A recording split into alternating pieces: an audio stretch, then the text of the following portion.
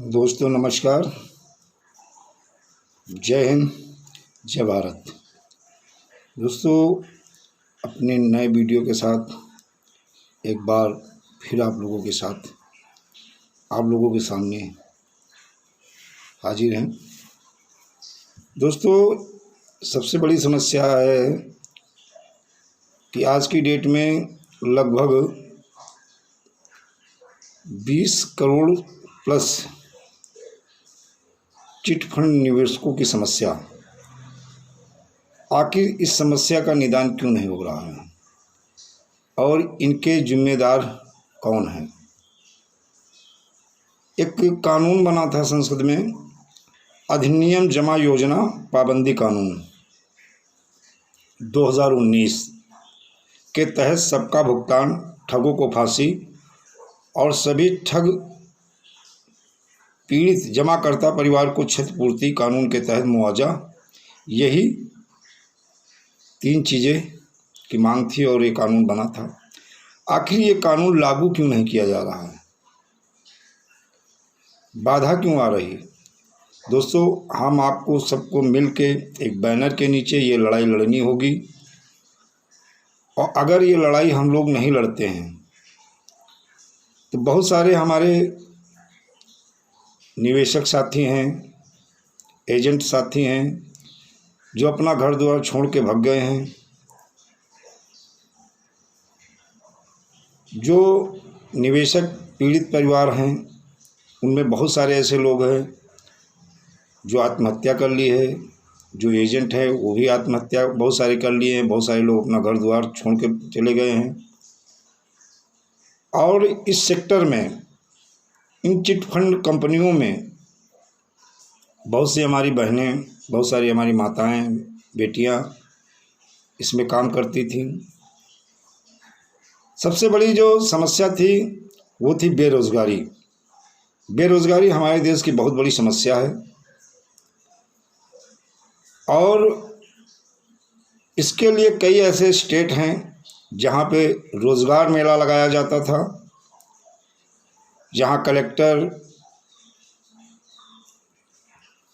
Minister, सांसद, विधायक, बहुत सारे नेता, बहुत बड़ी बड़ी पार्टी के नेता लोग जो है बेरोज़गार मेला लगाते थे, जहाँ एक प्रकार से जैसे कि भर्ती होती थी, इस तरह से जो है जो पढ़े लिखे बच्चे थे, बच्चियाँ थी, इन कंपनियों में ज्वाइन करके काम किया।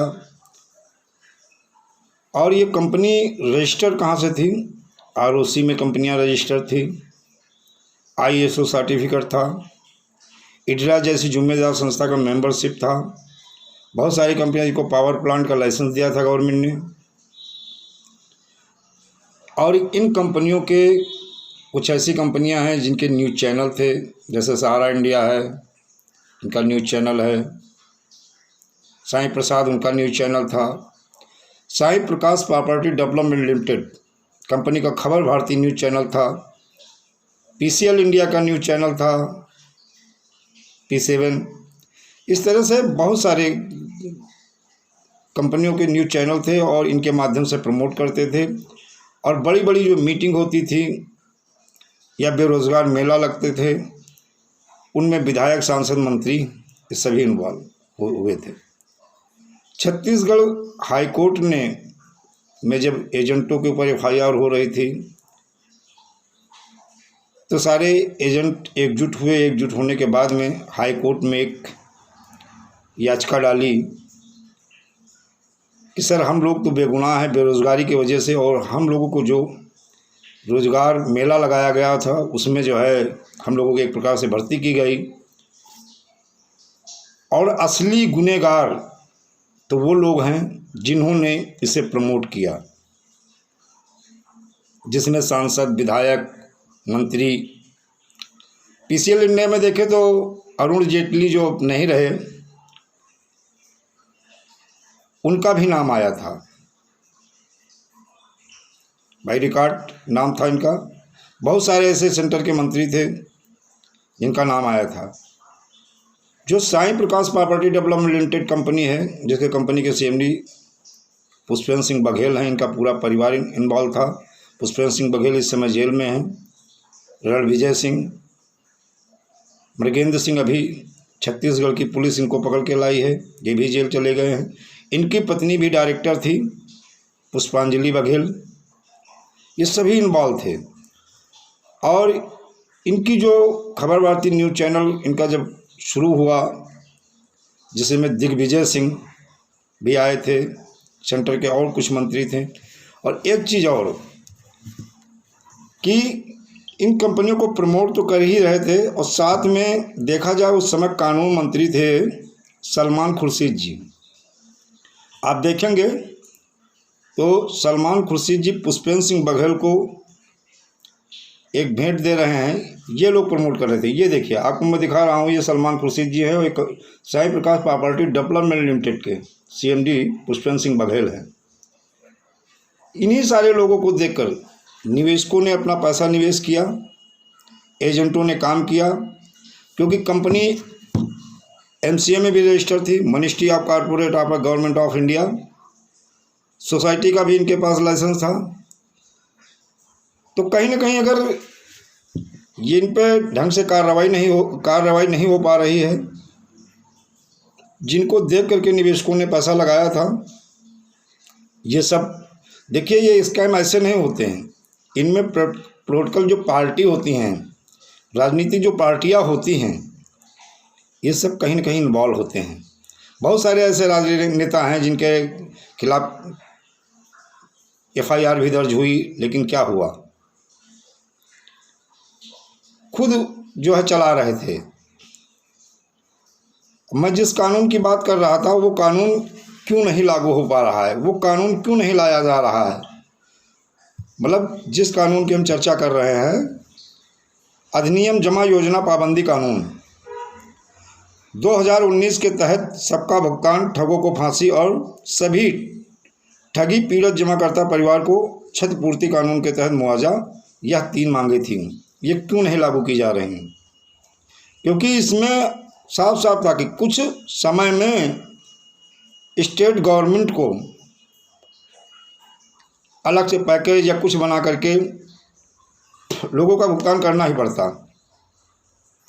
और ये सारी पार्टियां, अब आज देख लिया जाए, अगर छत्तीसगढ़ की बात कर ली जाए, वहाँ पे मुख्यमंत्री थे BJP के रमन सिंह, उनका लड़का भी के नाम भी FIR हो रही हैं। वो भी ऐसी पार्टी में आते थे। कहीं ना कहीं जो है इन लोगों का हाथ था। एक जब ज़्यादा दिक्कतें वहाँ खड़ी हुई, धरना प्रदर्शन शुरू हुआ, तो वहाँ की गवर्नमेंट, और एक सच्चाई भी है, वहाँ BJP की गवर्नमेंट हुआ करती थी, चिटफंड का मुद्दा भूपेश बघेल ने उठाया, और उठाने के बाद में वो सत्ता में आई। सत्ता में आने के बाद में अगर देखा जाए तो उन्होंने इस पर कार्रवाई शुरू किया। जो भी एजेंट थे, पहले उन एजेंटों के ऊपर से केस वापस लिए गए, और जो भी कंपनी की प्रॉपर्टी थी उसको फ्रीज किया गया। उसको कुर्क करके लगभग 30% निवेशकों का भुगतान कुछ कंपनियों का हुआ है। पैसा सरकार को अब पहले अपने घर से नहीं देना है भाई। जो कंपनियां एक चिटफंड के काम कर रही थी, पैसा इन्वेस्ट करा रही थी, रियल इस्टेट, कहती भाई रियल इस्टेट का काम है, इस पैसे को हम ज़मीन में लगाएंगे और प्रॉपर्टीज में लगाने के बाद में ज़मीन का रेट बढ़ेगा, बेच करके हम निवेशकों को भुगतान करेंगे। तो उन कंपनियों ने पैसा लेके ज़मीन में निवेश किया, कुछ अपने लिए, अपने परिवार के लिए, अपने रिश्तेदारों को निजी प्रॉपर्टियाँ भी बनाई। तो बस जो भी कंपनी की प्रॉपर्टी है, कहीं ना कहीं पहले कंपनियों ने हम निवेशकों को ठगा, बाद में देखा जाए तो गवर्नमेंट ने इन्हें फ्रीज़ किया, उनके अकाउंट फ्रीज़ किए, उनकी प्रॉपर्टी अपने अंडर में ली और उनको सेल आउट करके। देखा जाए आज की डेट में बहुत सारी कंपनियां, हमने ITI के तहत एक जानकारी ली थी, बहुत सारी कंपनियों की नहीं बल्कि 4-6 कंपनियों की लिया था, जिनका मान लो कि अरबों रुपया सेबी के पास आ गया, लेकिन कोई भी पैसा रिलीज़ नहीं किया जा रहा है। वो पैसा किसके पास है? सेबी के पास है, सरकार के पास है। ये पैसा ना तो सरकार का है ना सेबी का है, ये पैसा उन निवेशकों का है जिन्होंने अपनी गाढ़ी कमाई इन कंपनियों में निवेश किया था।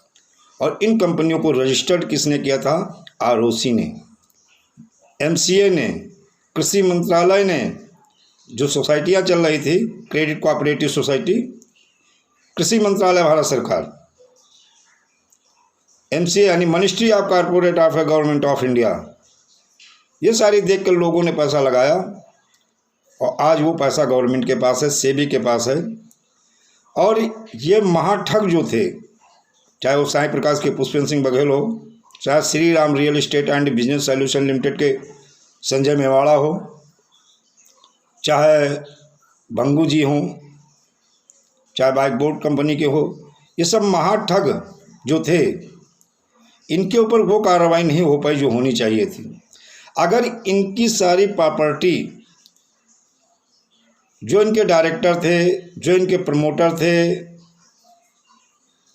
जो जिन नेताओं ने रोज़गार मेला लगा के गरीबों को, बेरोज़गारों को और ज़्यादा बेरोज़गार बना दिया, इन सबको दंडित किया जाना चाहिए। और दोस्तों, पैसा अगर आप लोग सोच रहे हो कि बहुत आसानी से मिल जाएगा, तो पैसा बहुत आसानी से मिलने वाला नहीं है। ये लड़ाई आपको ज़मीनी स्तर पर लड़नी होगी, न्यायालय द्वारा भी लड़नी होगी, सरकार को ज्ञापन देना होगा और सन 2024 में जो सांसदीय का चुनाव आ रहा है, इसका बहिष्कार भी करना होगा। हर स्तर पे इसे लड़ना होगा और सरकार को मजबूर करना होगा। इनकी प्रॉपर्टी जो सेल आउट हुई है या जो बाकी बची है, इसको सेल आउट करके निवेशकों का भुगतान किया जाए। सबसे बड़ी बात है कि हम लोग सरकार के पास जाएंगे या एफआईआर करेंगे या न्यायालय, यही एक तरीका होता है। तो आजकल देखा जा रहा है कि जो न्यायालय आर्डर दे रही है, उसका भी शासन प्रशासन द्वारा पालन नहीं किया जा रहा। ये हम नहीं कह रहे, ये उच्चतम न्यायालय कह रही है। हाई कोर्ट ने कहा कि आजकल अवहेलना, जो उच्चतम न्यायालय का आदेश होता है, उसके आदेश का कि अवहेलना करना शासन प्रशासन का काम हो गया है। आपको बताएं, जबलपुर हाई कोर्ट ने एक ऑर्डर किया था सन 2017 में। एक केस है WP 145/17, उसमें एक ऑर्डर किया था कि साई प्रकाश की प्रॉपर्टी क्रूक करके निवेशकों का भुगतान किया जाए। भोपाल के कलेक्टर को किया था, 17 में ऑर्डर हुआ, 2-3 साल तक उसमें कुछ नहीं हुआ। बाद में फिर कंटेम्प्ट ऑफ कोर्ट यानी जो है किया गया कि उच्चतम न्यायालय के आदेश की अनदेखी की जा रही है। जैसे उच्चतम न्यायालय ने कहा कि समय सीमा निर्धारित नहीं की गई थी, इसलिए कंटेम्प्ट ऑफ कोर्ट नहीं बन रहा है। फिर एक ऑर्डर उच्चतम न्यायालय हाई कोर्ट जबलपुर ने किया कि 30 वर्किंग डे के अंदर कार्रवाई की जाए। दोस्तों, ये ऑर्डर भी हो गया, लेकिन अभी तक 1 साल से ऊपर हो रहा है, उस पर भी कलेक्टर भोपाल ने कोई खास कार्रवाई नहीं की। तो ये क्या है? बार बार उच्चतम न्यायालय के आदेश की अनदेखी करना। बहुत दुख की बात है, जो लोगों का भरोसा है वो न्यायालय पे है, इन लोगों के कारण कहीं ना कहीं लोगों का भरोसा उठता जा रहा है और ये बहुत ही गलत परंपरा की शुरुआत हो रही है। आखिर लोग जाएं तो कहाँ जाएं? तो अब विकल्प बचता है कि हम लोग न्यायालय में भी लड़ेंगे और ज़मीन पर उतर के धरना प्रदर्शन भी करेंगे और ज़ोरदार इन ठगों के खिलाफ और इन ठगों के साथ जो शामिल हैं, चाहे वो कोई विधायक हो, कोई सांसद हो, कोई मंत्री हो, कोई कलेक्टर हो। हाई कोर्ट छत्तीसगढ़ ने कहा था जो जो लोग सम्मिलित थे, चाहे वो विधायक हो, सांसद हो, मंत्री हो, चाहे कलेक्टर हो, सबके खिलाफ एफआईआर दर्ज की जाए। लेकिन क्या हुआ? क्या किसी के खिलाफ हुआ? आप लोग गरीब हो, आप लोग कमज़ोर हो, आप लोग अपनी बात रख नहीं पा रहे हो, इसलिए आप लोगों के ऊपर एफआईआर हो जाती है। लेकिन इनके ऊपर न पुलिस की हिम्मत है न किसी की हिम्मत है जो FIR लिख के दिखा दे, जो कि ये दम नहीं है। इन सब के नाम आए थे, मतलब जिन जिन विधायक, सांसद, मिनिस्टर, चाहे वो सलमान खुर्शीद जी रहे हो, चाहे अरुण जेटली रहे हो, चाहे नितिन गडकरी रहे हो, किसी न किसी कंपनी में इनके सबके नाम आए थे। क्या हुआ? कुछ नहीं हुआ। तो दोस्तों, हम लोग सन 2024 के पहले एक बार जोर शोर के हम आपको कुछ कागज़ दिखाते हैं जो हाई कोर्ट का ऑर्डर हुआ था, MP जबलपुर हाई कोर्ट ने किया था। ये उसका ऑर्डर है जिसपे कोई कार्रवाई नहीं की गई और ये उच्चतम न्यायालय के आदेश की अवहेलना ही है।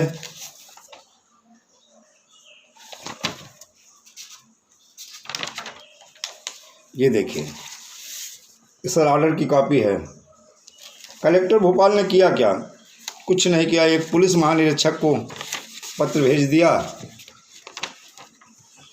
और ऐसे फर्जी डेट लगाते रहे। ये देखिए, बाकी इन्होंने अगर देखा जाए कोई कार्रवाई जो करनी चाहिए, जो कुक की डिग्री का ऑर्डर हुआ उसे कोई कार्रवाई नहीं हुई। तो दोस्तों, ये भी लड़ाई लड़नी पड़ेगी और हम लोगों को धरना प्रदर्शन भी करना होगा।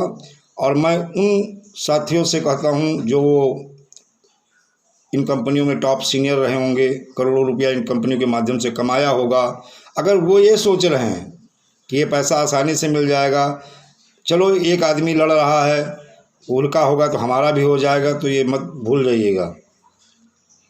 आप सब लोगों को संगठित होना होगा, इस लड़ाई में शामिल होना होगा, ज़मीन पे उतरना होगा, जोरदार धरना प्रदर्शन करना होगा और चुनाव का बहिष्कार, पहले भुगतान फिर मतदान, ये इस नारे के साथ हमें आगे बढ़ना होगा। तभी ये कानून लागू हो पाएगा और तभी जो है लोगों का भुगतान हो पाएगा। और दोस्तों, बस आप लोगों के बीच में इतने ही शब्दों के साथ हम अपनी वाणी को विराम देते हैं। जैसे कोई नई जानकारी आएगी या कोई धरना प्रदर्शन का डेट फिक्स होगी, हम आपको बताएंगे और हम लोग निरंतर जागरूक रहेंगे और लोगों को जगाते रहेंगे और ज़्यादा से ज़्यादा लोगों को अपने संगठन में जोड़ते हुए हमें निवेशकों के भुगतान के लिए निरंतर प्रयास करते रहना है। जय हिंद, जय भारत।